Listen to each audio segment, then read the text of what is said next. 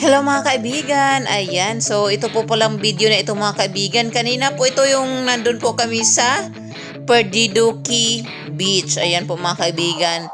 Hindi ko lang po kasi alam kung bakit pag gumawa ako ng reels na from my live, wala po siyang audio mga kaibigan, wala pong boses. So iwan ko kung bakit ganun.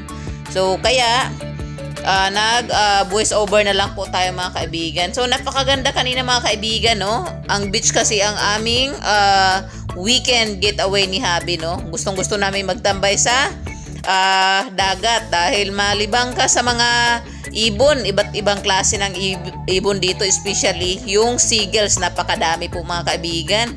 Kaso nga lang sobrang ingay kanina sa ating live dahil yung mga ibon habang pinapakain mo sila, lalo pang nanghingi ng pagkain mga kaibigan. So kung mapapansin nyo sa aking live kanina, mayroong malaking parang pelikan doon mga kaibigan. Pero hindi daw yung pelikan bird, sabi ni Habi. Ang taas ng liig. So nagulat ako na sa likuran namin. Ayan, kasi gusto ring makikain. Ayan, nagkagulo-gulo ang mga seagulls dito mga kaibigan. Ang dami po nito mga kaibigan, oh.